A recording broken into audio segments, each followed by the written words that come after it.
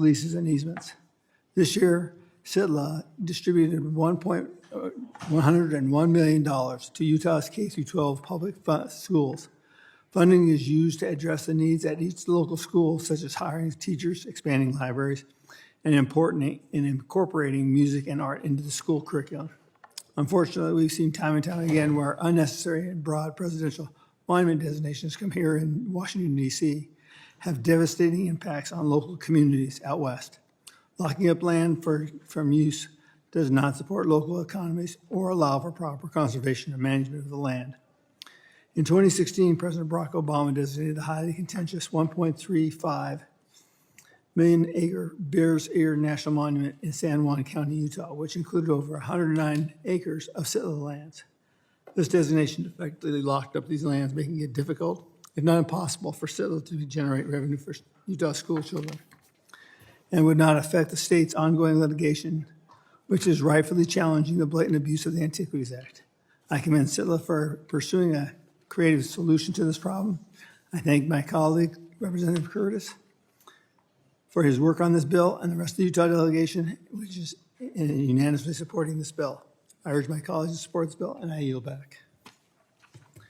Is there any further? Mr. Magoo's. Thank you, Mr. Chairman. A couple points I'd make. First, I certainly am in strong support of the bill that Ms. Porter seeks this committee to consider, and it certainly warrants this committee's consideration, and would implore my colleagues on their side of the aisle to accommodate, I think, the reasonable request that she has made with respect to consideration of that bill. I support all of the bills that we're considering today, and that includes Mr. Curtis's bill. I would simply make a request, minor request, which is as we consider the timing for these votes, as you very well know, Mr. Chairman, the House has gavelled back into session. We are going to be considering debate on the rule for purposes of both of the CRAs that House Republicans have introduced, and we'll be considering those this week, the lesser prairie chicken, the long-eared bat. I know that both of those resolutions are very important to many of my colleagues on this committee, Mr. Stauber, folks who represent the West, as I do, with respect to the lesser prairie chicken, and many of us will be debating on the floor for the next hour and a half. I'll be managing the rule, and so therefore, to the extent that the committee decides to hold votes within this next hour, I unfortunately will miss those votes. So would ask the committee to give every member of this committee the opportunity to engage in the floor debate that will commence shortly on the two bills that are directly from this committee's jurisdiction. I suspect that's why Chairman Westerman is not here, because he is where I will be shortly on the floor debating those, and that we then come back after votes so that every member of the committee has an opportunity to weigh in on these incredibly important bills, again, each of which I strongly support. So with that, I'll yield back, Mr. Chairman. I thank the gentleman. Is there any further discussion on the bill? Hearing none, it is now in order to consider amendments to H.R. 3049. No amendments have been filed to H.R. 3049. Are there any amendments to H.R. 3049? Hearing none, I move the Committee on Natural Resources report H.R. 3049 to the House with recommendation that the bill be favorably approved. All those in favor signify by saying aye. Aye. Those opposed, no. In opinion of the chair, the ayes have it, and the bill is reported favorably. I request a recorded vote. A recorded vote has been requested. Further proceedings on H.R. 3049 will be postponed.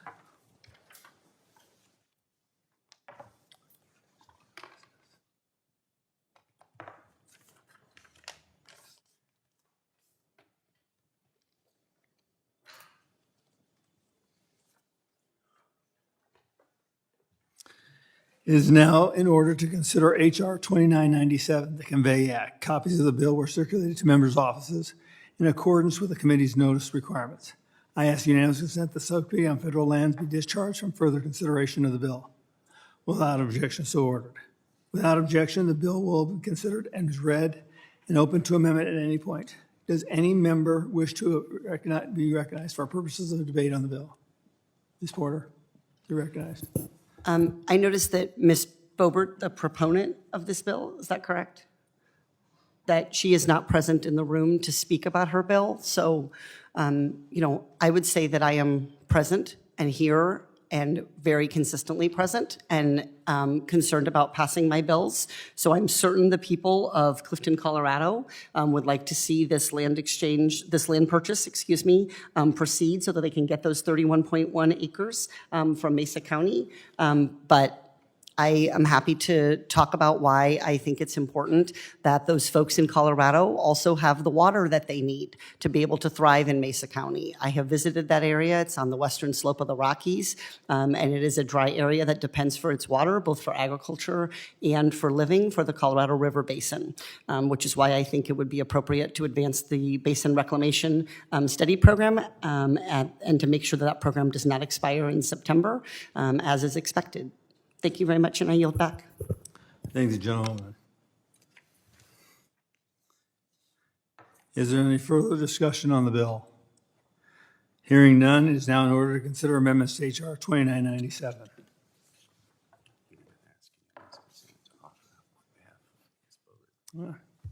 I ask unanimous consent to offer H.R. Amendment 1 to H.R. 2997 for Ms. Bobert. It's designated 093 ANS. Without objection, the amendment is considered read and open to amendment at any point. Is there any further discussion to the amendment? If there's no further discussion on the amendment, it is now in order to consider amendments to the ANS to H.R. 2997. No additional amendments have been filed. Are there any further amendments? Hearing none, the question is on the amendment to the nature of a substitute offered by the gentlewoman from Colorado, Ms. Bobert, designated Bobert 093 ANS. All those in favor signify by saying aye. Aye. Those opposed, no. No. In the opinion, the ayes have it, and the amendment is adopted. I request a recorded vote. A recorded vote has been requested. Further proceedings on the amendment designated Bobert 093 ANS will be postponed. Mr. Chairman, may I be recognized? Alaska's. Thank you. I just feel compelled to say something. I am not a partisan person. The people of Alaska are over 60% nonpartisan or undeclared. I am very proud of the relationship that I have with my 2 Republican senators in Alaska. I believe in good governance, and I think that all of the bills that are on the docket here today are a reflection of good governance. And I just find it really sad. I mean, I don't like overstating things, but this really is a sad day to see how petty partisanship has really taken over. And it's interesting. I've watched other members burst out laughing, like knee slapping. I've seen members smirking. I see staff rolling their eyes. And it's just a real front row seat to how literally petty partisanship has taken over our government. And I know that the member to my right has Republicans in her district. I know she has MAGA Republicans in her district. We're blessed with Republicans and MAGA Republicans in every corner of America, and they deserve to have good governance as well, even if their representative happens to be a Democrat. And the majority that you all hold is so narrow. It just is such a reflection of how 50-50 divided our country is. And we're unfortunately using this as a tool that is not in the best interests of Americans. And it's very clear to me why there is such a lack of trust in Congress, a lack of trust in the process. This is not how Congress was designed to actually be injurious to Americans for partisan gain. It's just a real eye-opener. So, Mr. Chairman, thank you for recognizing me. I thank the gentlewoman from Alaska.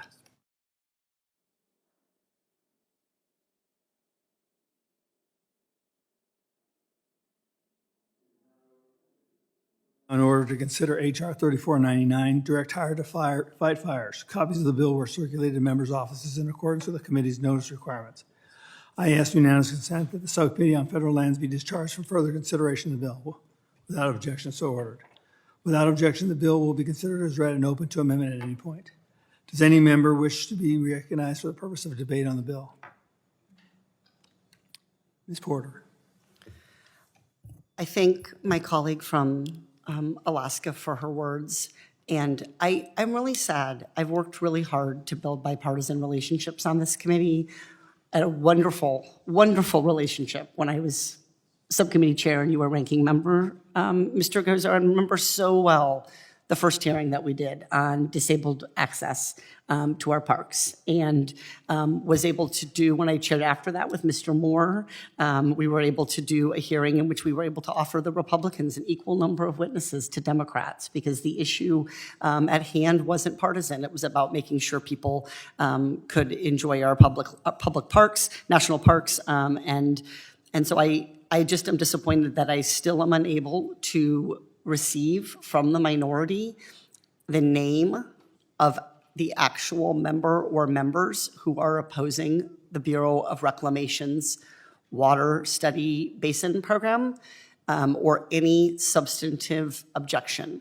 So I am left, sadly, to conclude, as staff said to my staff, that people do not want to give me a, quote, political win, quote. And I think that is really disappointing, because I am going to vote for the bills that are Republican bills in this UC package in general, because I'm looking at the quality of the legislation. I'm looking at what it means to the people in these communities to have these bills passed, what it means to the folks in Utah for Mr. Curtis, what it means to Mr. Williams and his family to have these bills passed. All I'm asking is for the same respect back. So I am really, really disappointed that this is the direction this is going, and I continue to just make very clear, all I am asking for is a vote on a one-word bill to reauthorize a program that benefits everybody who relies on the Colorado River Basin, which is 50 million people. And I'm just sad that this is what it's come to, and I'm really, really disappointed. I have loved my service on this committee and sad to see it coming to this. I thank the gentleman. Does she yield back? I do. Is there any further discussion on the bill? Mr. Chair. The gentleman from Arizona is recognized. Thank you, Mr. Chairman. And not necessarily on the bill, but in reaction to the scenario that we're going through right now. And I appreciate the gentlelady's comments and Representative Porter's insistence that there be balance in what we do. Our staff, Mr. Chairman, has done the last 3 sessions to deal with markup. What's going to be on an agenda for markup have placed Mr. Porter's legislation, because of its time sensitivity and its impact on basin states, including my own, to be a priority issue. We will continue to insist, Mr. Chairman, that either regular order, if there's opposition on the other side of the aisle, we'll deal with that in regular order. But this has been a routine. This has been a simple piece of legislation, to say the least. And for it to be now reaching the deadline of September 30th with no resolution to it, my request will be to the chair and Mr. Chairman, is that either way, the first opportunity in September, either a markup in regular order, or if it's seen fit, as we will continue to point out, unanimous consent on the legislation. But the scenario that's unfolding before us right now is one that isn't necessary and could have been resolved 3 meetings ago between our staffs as they worked to see what was on this item of unanimous consent agenda. It's the prerogative of the majority, what goes on, what goes off. My plea to the majority is a sense of fairness, and to allow an up or down vote if that is necessary, or like many of the pieces of legislation before us right now, under unanimous consent. And I yield back, and thank you, Mr. Chairman. I thank the gentleman from Arizona. The gentleman from Minnesota, Mr. Stauber. Thank you, Mr. Chair, and I do appreciate the comments from my colleagues on both sides, Al. I will just share with this committee and my colleague from California. I sat on this committee and was disappointed with some of the mining votes. All I asked was an environmental impact statement to happen on the Twin Metals project in Minnesota. And every one of my colleagues on the other side of the aisle voted against it. That is part of the process. And so it does get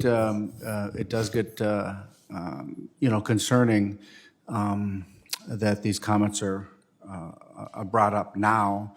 I certainly would have appreciated a bipartisan effort in going through regular order on mining projects, not only in the district that I represent, Minnesota's 8th Congressional District, but around the country.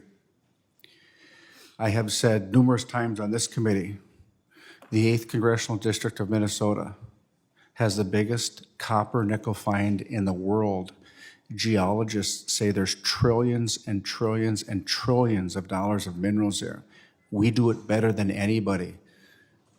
And all I've asked for is an environmental impact statement to go forward.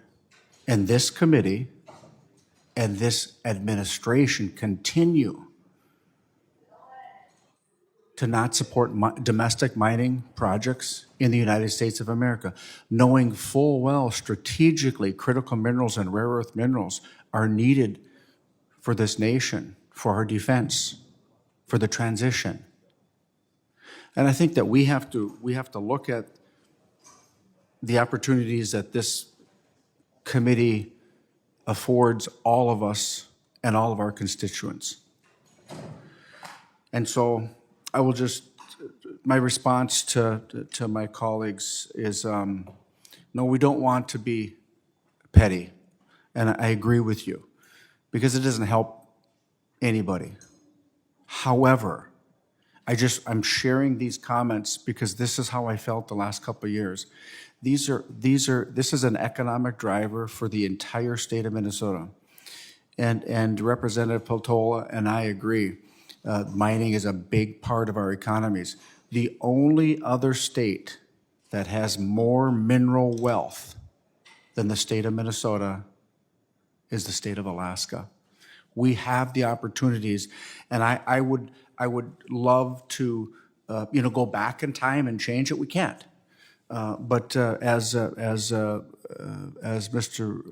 Westerman, the chair of this committee, has put forth, and the Republicans were going in regular order. And I think that's healthy. And I would just say that as we continue on working on behalf of our constituents in this country, I know we can do better. And I think that together we can. But from this representative's perspective, the lack of initiative in allowing mining to happen in Minnesota and across this nation is egregious in my mind with what's happening in the world. And we need strategic national security, and I yield back. Thank the gentleman. Is there any further discussion of the bill? The gentlelady from Alaska is recognized. Thank you, Mr. Chairman. I'd like to yield my time back to Representative Porter. No. Mr. Stauber, I appreciate and have heard many times your passion about mining. I've heard your, I thought, thoughtful comments about the risks of mining offshore, where we have less control over the environmental impact and the human labor costs. And I know about this because I have been in committee, listening, present, doing the work of this committee, doing the work of Congress, and I've heard you speak about it, and I've heard your passion time and again, and I appreciate the opportunity to hear it today. And I understand your disappointment, but there is a big difference, Mr. Stauber, and I think this committee needs to hear it, which is we took a vote on a number of mining bills. You didn't like the outcome, and I know that is painful, but we took a vote. I'm asking for a vote. I'm not asking that anyone change their core beliefs. I'm asking simply to have the opportunity to put forward a piece of legislation and have the members of this committee give it their due consideration. So I think within the operation of this committee and its procedures, not the substance or merits in which we may agree and disagree, and we may be disappointed. I've been disappointed with some of the things this committee has done, and I know you have felt that disappointment, and I hear it, and I know it's painful for your community. but we took a vote on a number of those bills. We have not voted and are not scheduled to vote on the Bureau of Reclamation reauthorization. And that is my objection. Again, if there is a member of the Republican committee, a Republican colleague, who would like to discuss or air their substantive concerns to the reauthorization of the Bureau of Reclamation study, I would be delighted to have those conversations. But Mr. Stauber, they have not happened. And I know, because I was present in this room. Would the gentlelady yield for a moment? Just one second, then I would be happy to. I was present in this room when there was heated debate back and forth about mining. And you had your vision, other people had theirs, and there was that dialogue. There was that back and forth, which is the premise of the work of markup and hearings. That has not happened with regard to my bill. So with all due respect to your both your passion and your disappointment, your advocacy for your constituents, I think the situations are not parallel. And I yield back to Ms. Portola, so I guess we yield back. Okay. Gentlelady yields back. Yield time to me. Mr. Chairman. Fulcher, you're recognized. Thank you, Mr. Chairman. I'd like to yield some time to my friend, Mr. Stauber. Thank you. To Representative Porter, thank you for your comments, and I am extremely passionate about our economic drivers and mining in our great state. I just want to ask you a question. Today, you're objecting to the unanimous consent. Is it because, is your objection strictly because your bill isn't being heard or voted on? I'm not recognized, so I'm unable to respond. I'll let the gentlelady answer. You're recognized.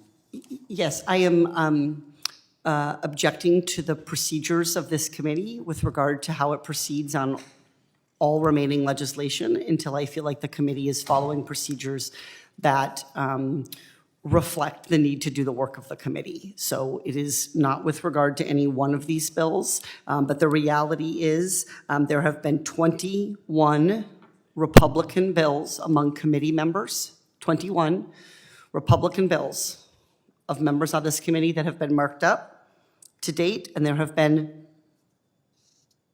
5, counting today, 5 Democratic bills. And 3 of those have belonged to Mr. Neguse. Just reclaiming my time, the question was, you're objecting to the unanimous consent pieces of legislation because you are upset your bill is not being heard, correct? Are you yielding? I'll yield back to you.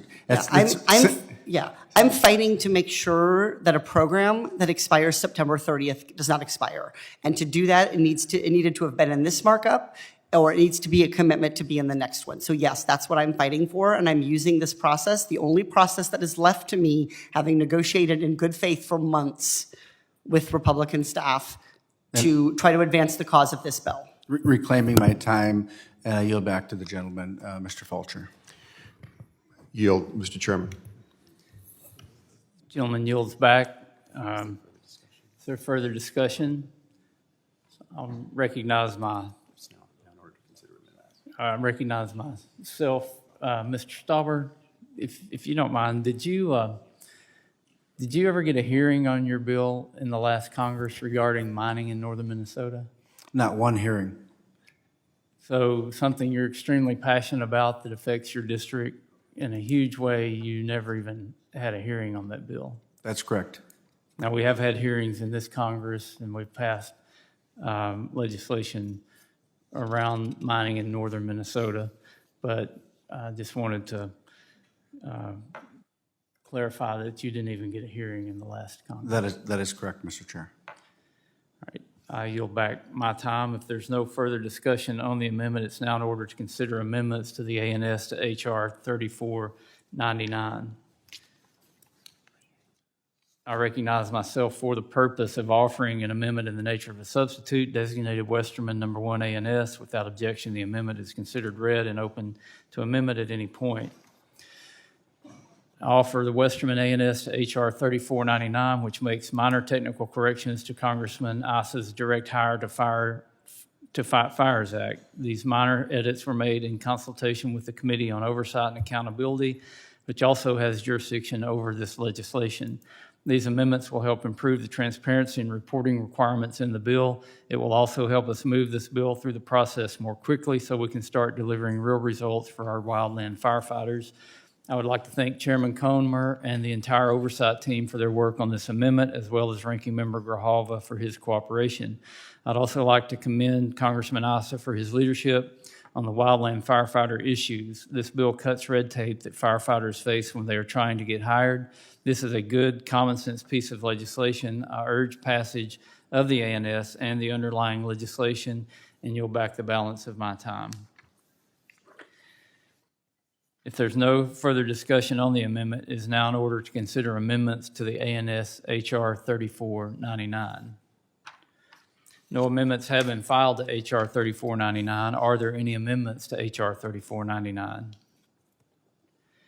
Hearing none, the question is on the amendment in the nature of a substitute offered by the chair, designated Westerman number 1, ANS. All those in favor signify by saying aye.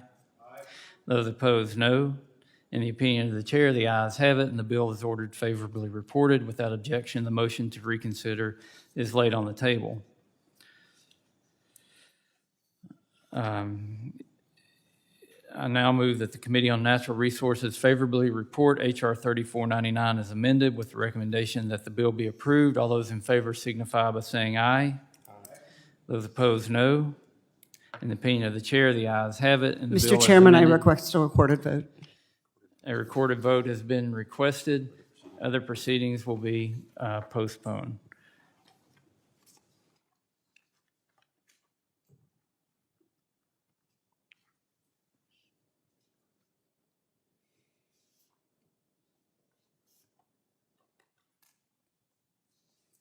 It's now in order to consider H.R. 1318, the Women's Suffrage National Monument Location Act. Copies of the bill were circulated to members' offices in accordance with the committee's notice requirements.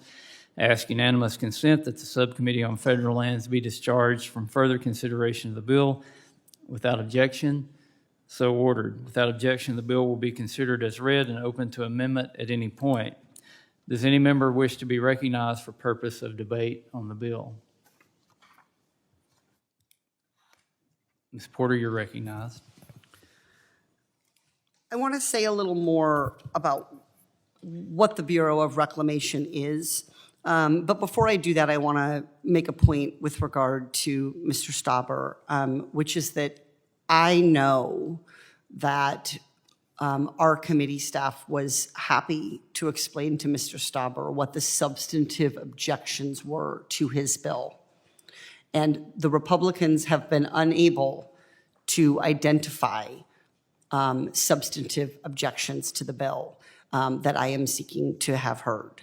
Instead of talking with me about their substantive objections to my one-word bill, the Republicans are tweeting out and complaining about my advocating for my constituents. That's what the Republican staff is using its time to do, to take to Twitter and to try to attack me for fighting for this bill, rather than explain to me what the substantive objections are. So I want to explain to the public what this bill would do. As I've said before, it would strike the year 2023 and substitute a future year to allow the program to continue.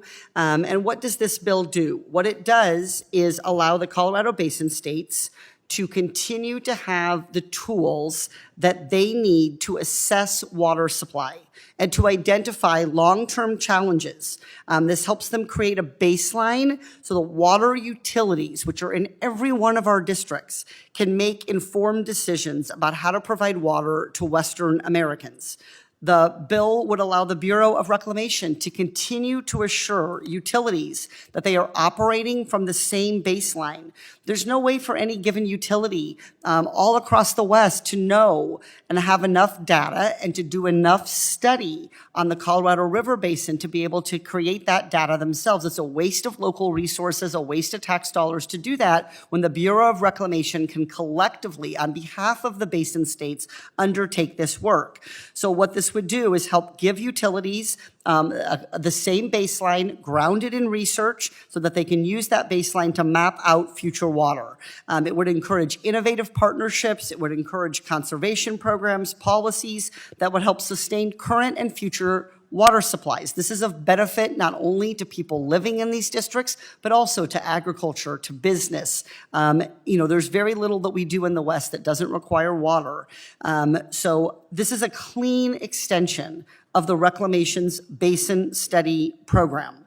And so I have already agreed, as I mentioned, to change the 10-year reauthorization to an authorization of 7 years at the annual level most recently provided to the program. I'm not trying to get one more dollar, despite having heard endless comments about, the problems of, President Biden's inflation. I'm just trying to keep this program going. It costs $15 million over the authorization period to keep this going. I've again invited my colleagues to explain their objections to the bill, and none of them want to do it. We have debilitating droughts. We have constituents that are worried about going thirsty. We have farms that are worried about whether they're going to be able to continue, ranchers that are unsure whether they can expand their herds. We have a straightforward solution right here. If we believe in protecting Western water utilities and helping users and fighting for our local governments, then this bill should advance to a markup, and it should do it in time to not let the program expire. And this is critical information that these organizations need, that these water districts need to identify the water supply and demand imbalances. This program, and we heard, by the way, and yes, Mr. Westerman, Chair Westerman, I had a hearing, and at the hearing we heard from Commissioner Tootin of the Bureau of Reclamation, and they explained that this program works well, and that the Bureau of Reclamation has no issues with this program. None of the members of the Republican side of the aisle were able to identify any programs. So this is simply about not reauthorizing something that is working well in government. And I think our constituents deserve better. There are things in government that don't work well. There are times when we need to push our government to do things differently. There are programs that we should let expire, and there are new programs that we should create. This isn't one of them. This is about sinking something that delivers for our constituents solely because of partisan politics. It's really disappointing. I yield back. Gentlelady yields back. Is there further discussion? I recognize myself as this month marks the 175th anniversary of the start of the women's suffrage movement.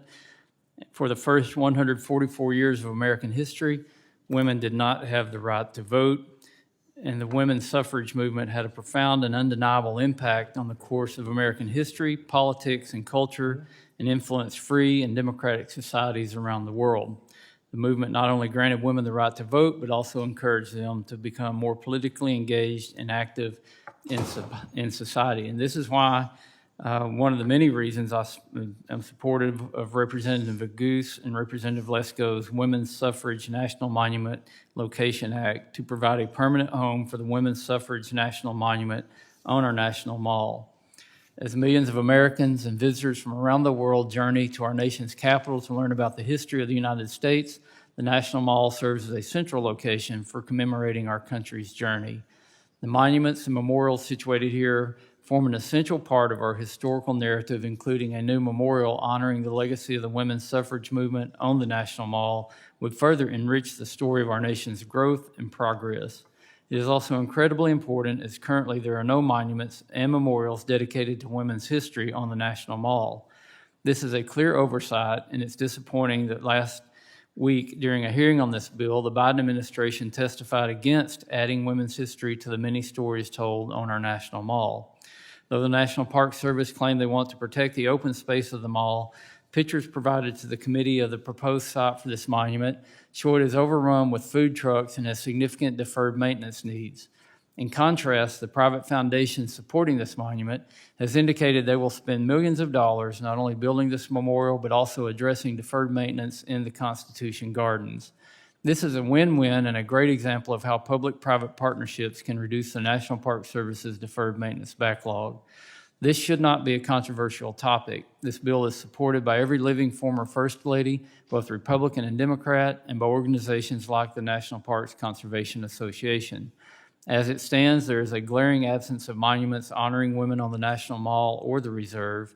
By supporting this legislation today, we have an extraordinary opportunity to ensure that women's history is represented alongside the rest of American history. Like many members of Congress, I like to give tours of the Capitol at night, and one of the fun things for me to point out right outside the Senate chamber is a portrait of Hattie Caraway, who was the first woman ever elected to the United States Senate, and that didn't happen until the 1930s, and she served during World War II, and as you might guess, she was from the great state of Arkansas. I urge my colleagues to support this legislation. I yield back the balance of my time. Is there further discussion on the bill? Hearing none, is now in order to consider amendments to H.R. 13. No amendments have been filed to H.R. 1318. Are there any amendments to H.R. 1318? Hearing none, I move that the Committee on Natural Resources report H.R. 1318 to the House with recommendation that the bill be favorably approved. All those in favor signify by saying aye. Aye. Those opposed, no. In the opinion of the chair, the ayes have it, and the bill is ordered favorably reported. Mr. Chairman, I request a recorded vote. A recorded vote has been requested. Further proceedings on H.R. 1318 will be postponed. It is now in order to consider H.R. 4377 to amend the Military Lands Withdrawal Act of 1999 with respect to extensions, additions, and revisions to the Barium Goldwater Range in Arizona. Copies of the bill were circulated to members' offices in accordance with the committee's notice requirements. I ask unanimous consent that the Subcommittee on Federal Lands be discharged from further consideration of the bill. Without objection, so ordered. Without objection, the bill will be considered as read and open to amendment at any point. Does any member wish to be recognized for purpose of debate on the bill? I do. Ms. Porter, you're recognized. Just to go back for a minute, speaking of women's suffrage and the importance of women's political participation, I will observe that in this committee's work so far this year, there have been three people who identify as women, three women, committee members who have had their bills marked up, and there have been 13 men. So I'll just observe that the fight for political recognition and equality and full participation continues apace today.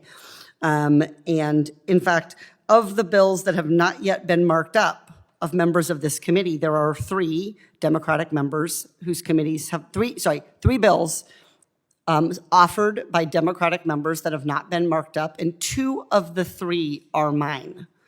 The other one is Ranking Member Grijalva, and he has as another bill that is being marked up now, this very bill, which I am pleased to be supporting. So I find it ironic that what I'm being asked to do is take a vote to support a monument that celebrates women's rights to vote, even at the same time as I can't get the courtesy and respect in this body to learn of the substantive objections to my one-word bill. I yield back. Gentlelady yields back. Is there further discussion? Mr. Chair. Mr. Stauber, you're recognized. Mr. Chair, thank you very much. And I just want to thank you for your leadership on this committee. Ranking Member Grijalva as well. I just want to make sure that the Natural Resources Committee works for the benefit of the people that we represent. And I don't believe my colleague from California, I hope my colleague from California is not taking a run at your character or your moral values. Because I happen to know Mr. Westerman, and he's a man of great character. He's a family man.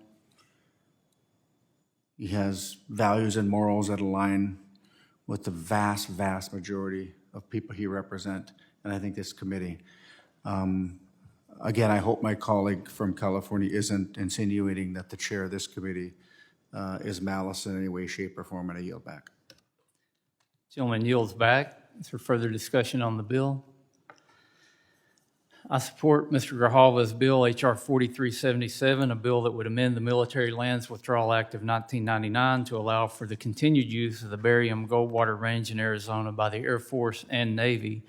I'm committed to supporting our military and addressing the needs that they have to defend our country. This bill would extend the current land withdrawal for the Barium Goldwater Range until 2049 and add approximately 2,300 acres of public land to the base. If this bill is not passed, the Air Force and Navy will lose their ability to train on this vital range. This range has served as a vital military training ground since it was first established to train United States pilots and other air crew members during World War II. It is the nation's fourth largest land-based range and the largest range for tactical aviation training. Both the Air Force and Navy have expressed the need to continue using the range. The additional withdrawal of Bureau of Land Management and Bureau of Reclamation land for the base provides for added security and safety of flight operations. Our committee worked closely with the Air Force to understand their concerns and need for the Barium Goldwater Range withdrawal, renewal, and extension. This will allow them to continue their mission-critical training and ensure they have the land and airspace to do so. H.R. 4377 is the legislative proposal directly sent to Congress by the Air Force. We visited with stakeholders to ensure any possible current issues of the public land would not be negatively impacted with its inclusion in the military base. The Air Force proposed legislation offered by Ranking Member Grijalva would help enhance our readiness, protect our national security, and not have a negative impact on any current uses of the land. The legislation previously passed by voice vote on the floor as an amendment to the NDAA. I look forward to working with my colleagues on both sides of the aisle to get this proposal signed into law to support the readiness of the Air Force and the Navy. I urge my colleagues to support the bill, and I yield back. Is there any further discussion on the bill? Hearing none, it is now in order to consider amendments to H.R. 4377, and no amendments have been filed. Are there any amendments to H.R. 4377? Hearing none, I move that the Committee on Natural Resources report H.R. 4377 to the House with the recommendation that the bill be favorably approved. All those in favor signify by saying aye. Those opposed, no. In the opinion of the chair, the ayes have it, and the bill is ordered favorably approved. Mr. Chairman, I request a recorded vote. A recorded vote has been requested. Further proceedings on H.R. 4377 will be postponed.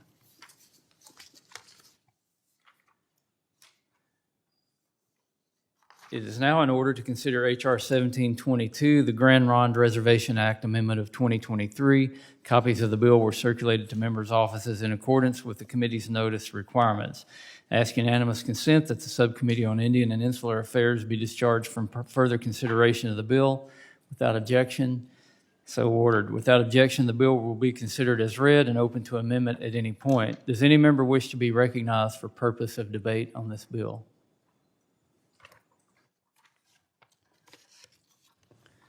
Mr. Chairman? Ms. Porter, you're recognized. Mr. Westerman, would you please tell me what the substantive objections are to bringing my bill forward for markup? I yield to you.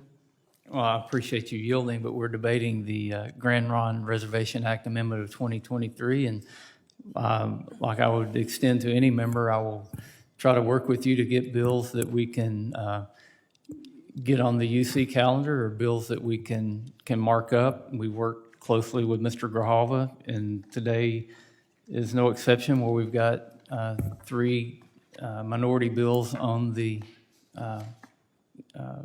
calendar to be marked up. So I'm going to take that as a no. You can't provide to me or won't provide to me today the substantive objections to my one-word bill. I think the Colorado River Basin is important to people throughout the West, and I think it's particularly important to Native Americans and people who have long been good stewards of water. This data helps them understand what the river basin has to offer, what the likely demands are to be on it, what the likely supplies are to be. We are seeing more weather variability in the West with both droughts but also atmospheric streams, and then it makes this kind of data all the more important. The Bureau of Reclamation's Basin Study Program is scheduled to issue a report in 2026, a report that our local water districts are counting counting on and that they will use and can rely on to help make sure that their decisions about water are grounded in science. It helps insulate them from litigation and from liability by helping them make research-driven decisions that reflect data across states and across the basin. This isn't a program that we can delegate to the state or local level. It is a program that needs to be done at the federal level, and it is a program that has worked extremely well since its inception in 2009. The program will expire on September 30th, and this committee's decision not to put the bill up for markup despite the Democratic majority's prioritization of the bill, it simply is hard to understand, especially since you're not giving me the courtesy of any substantive explanation why this bill could not come forward for a markup. And I am disappointed that this is the way it is going to have to go, and this is the way that I'm going to have to approach my committee work going forward. It's just really heartbreaking that you don't want to fight for people in the West to have water, and that you don't want to fight for local water districts to be able to have research and science-based data. And I am disappointed that we find ourselves in this situation, and to not be given a single bit of substantive explanation is, I think, disrespectful to the participation of the members of this committee on both sides of the aisle, and more importantly, really disrespectful to the people of this country who need to understand and who deserve to understand. If there's a problem with this bill, if there's an objection, if there's something wrong, if there's a concern, then let's talk about it. Let's have that debate. But I have not heard it. I did not hear it in the legislative hearing that we had on this bill. I didn't hear it from when I've spoken to you, to your staff, to others, and I'm not hearing it here today. I still am waiting for a commitment that this bill can be brought forward and marked up. And, you know, frankly, I respect that you're saying, I hear you're saying you're willing to work with me, but that is what you have been saying for months. And when I hear that members don't want to give Porter a win, it is very difficult to feel that that is not an attack on personality. That is not people taking this out on my character. And it's at the expense of Californians, of Coloradans, of Arizonans, of New Mexicans, of all of the basin states. And those people are Democrats and Republicans and independents. And what they want is to have water. And what they deserve is to have the best possible programs that the federal government can deliver for them. So I continue to not understand and have not heard any substantive objection to why the amendment, why my bill cannot be brought forward, except that that I am the proponent of the bill. And I don't find that acceptable, and I don't think the American people would find that acceptable. I would not vote against a Republican bill simply because of its proponent. I would always look at the substance of the bill. And so with that, I yield back, and really disappointed to find ourselves in this situation. Gentlelady yields back, and Ms. Porter, I appreciate your fighting for the issues that you think are important, but you also must realize that unanimous consent means exactly that there's unanimous consent. Members don't have to give me a reason why they would object to a bill that could be on the unanimous consent calendar, just like you have the opportunity to object to the bills that are on the calendar today. That's something every member has that privilege for. And, you know, to do a unanimous consent calendar, we work among staff, try to reach out to all the offices. Republicans reach out to Republican members, Democrats reach out to Democrat members, and if Ranking Member Grijalva and I have an agreement that there is unanimous consent that we can pass these bills, then we put them on the calendar. But just like today, we had an agreement, and you have the privilege to not consent to that agreement, and therefore we're going through the regular order process. So again, can't fault you for your desire to advocate on behalf of your constituents and policies that are important to you, but one thing the chairman of the committee can't control is how members will react to any bill that's put on the dais. Westerman, may I give a 5-minute, just a 5-second response? Really quickly. I'll yield. With all due respect, I am sitting here telling everyone what my objection is to proceeding with UC. I haven't heard that in response, so I don't think that it's a parallel situation. Well, and your bill's not on the calendar today for people to raise an objection to a unanimous consent that was not granted in the first place. And I support HR 1722, but I believe, was there further, anybody else wish to? Ms. Hoyle, you're recognized. Thank you. I would like to speak to HR 1722. This bill makes sure that the Grand Ronde tribal nation can pursue land claims if any surveying errors are discovered in the future. These rights are already available to other federally recognized tribes in Oregon. However, there's another bill that's not moving forward because we don't yet have support in the Senate. And that is the bill to remove the consent decree that the Grand Ronde were forced to sign in order to gain recognition and a nominal fraction of their original lands as reservation land. That consent decree severely limits their hunting and fishing rights, something core to the identity of the Grand Ronde people. Through this consent decree, they were banned from even asking for those rights to be restored. They made the only decision they could. They signed the decree to get their lands and their recognition. There are only 2 tribes in the United States that are subject to these restrictive and racist consent decrees, and they're both in Oregon. Last week, we passed a bill through this committee with unanimous support to remove the consent decree from the Siletz tribal nation, and this leaves the Grand Ronde as the only tribal nation with a consent decree and no path to removal. I'm proud to support HR 1722, the Grand Ronde Reservation Amendment, this bill, and I look forward to speaking to and supporting and passing the law to remove the Grand Ronde consent decree as soon as possible. And I want to thank my colleagues on this committee, both Democrats and Republicans, for your support of our tribal nations. I yield back. The gentlelady yields back. Is there further discussion on the bill? Hearing none, it's now in order to consider amendments to HR 1722. No amendments have been filed. Are there any amendments to HR 1722? Hearing none, I move that the Committee on Natural Resources report HR 1722 to the House with the recommendation that the bill be favorably approved. Mr. Chairman, I request a recorded vote. Let me ask for the vote yet. All those in favor signify by saying aye. Those opposed, no. In the opinion of the chair, the ayes have it. I request a recorded vote. A recorded vote has been requested. Further proceedings on HR 1722 will be postponed. Votes are expected on the House floor at 1:30. We're going to take a recess, and we'll reconvene shortly after votes off of the House floor. That's expected to be 2:15, but that's not for certain. The chair declares the committee in recess, subject to the call of the chair.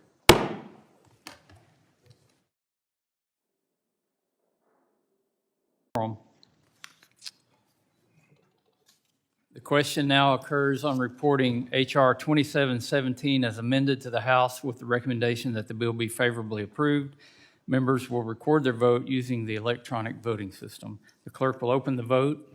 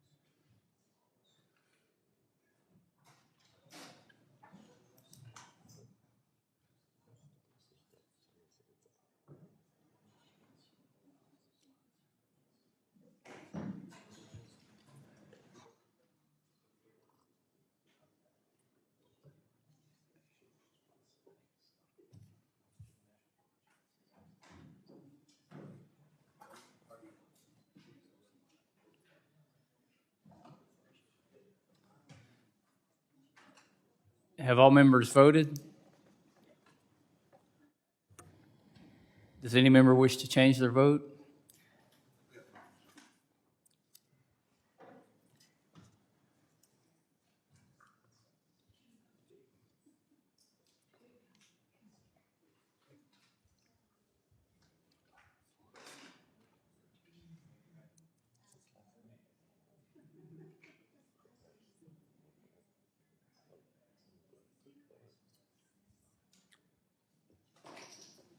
Have all members voted?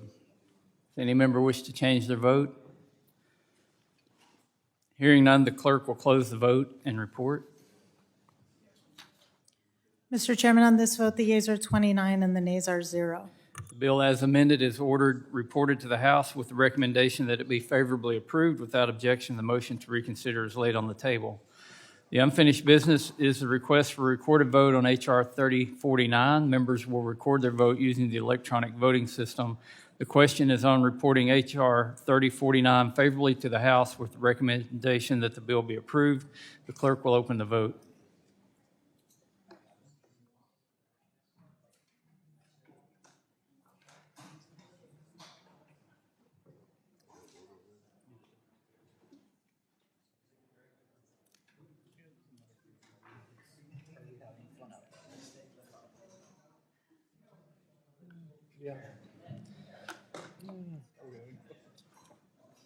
Have all members voted?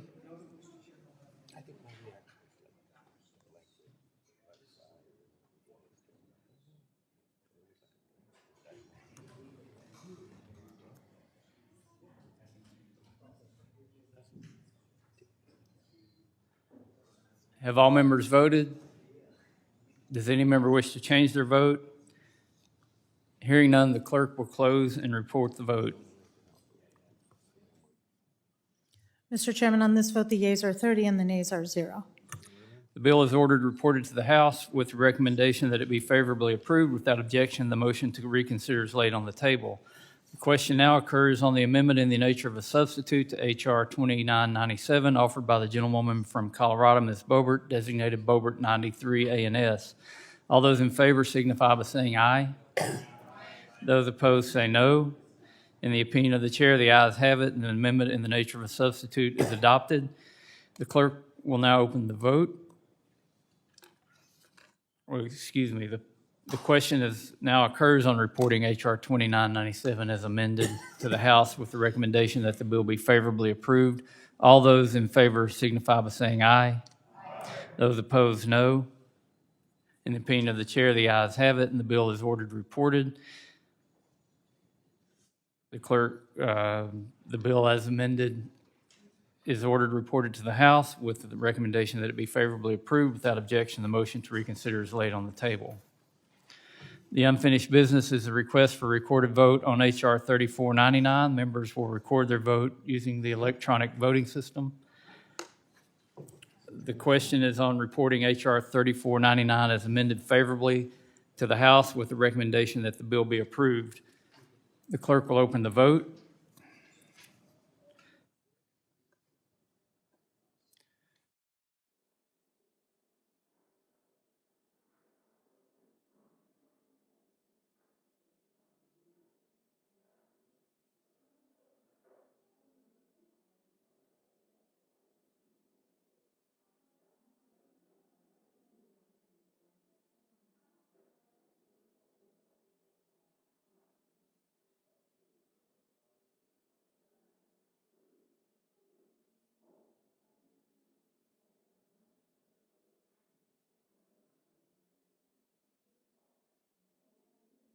Have all members voted?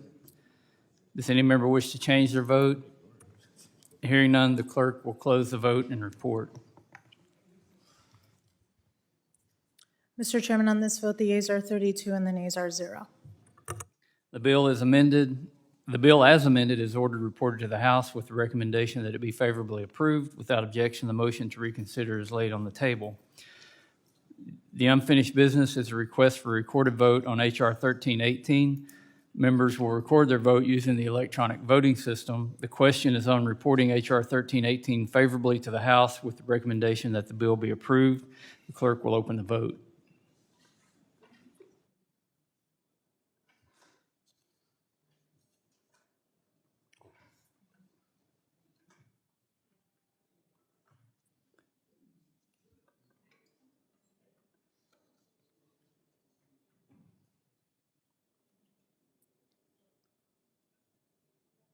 Have all members voted?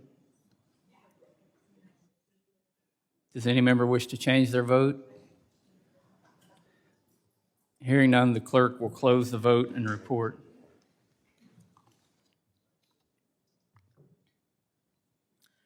Mr. Chairman, on this vote, the yeas are 32 and the nays are 0. The bill is ordered reported to the House with the recommendation that it be favorably approved. Without objection, the motion to reconsider is laid on the table. The unfinished business is a request for recorded vote on H.R. 4377. Members will record their vote using the electronic voting system. The question is on reporting H.R. 4377 favorably to the House with the recommendation that the bill be approved. The clerk will open the vote.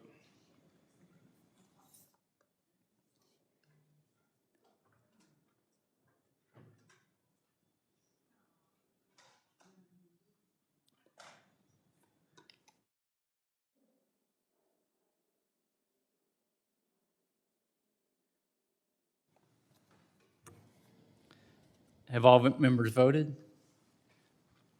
Does any member wish to change their vote? Hearing none, the clerk will close the vote and report.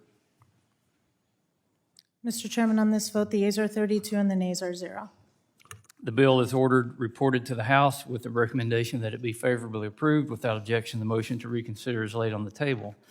The unfinished business is a request for a recorded vote on H.R. 1722. Members will record their vote using the electronic voting system. The question is on reporting H.R. 1722 favorably to the House with the recommendation that the bill be approved.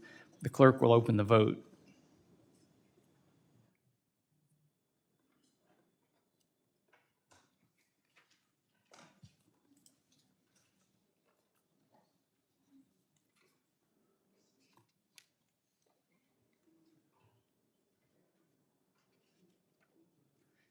Have all members voted?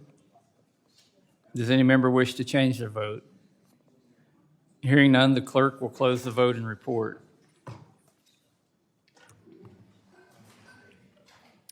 Mr. Chairman, on this vote, the yeas are 32 and the nays are 0. The bill is ordered reported to the House with the recommendation that it be favorably approved. Without objection, the motion to reconsider is laid on the table.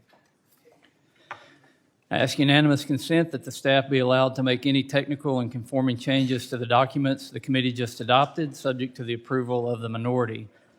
Without objection, so ordered. If there's no further business, the committee stands adjourned.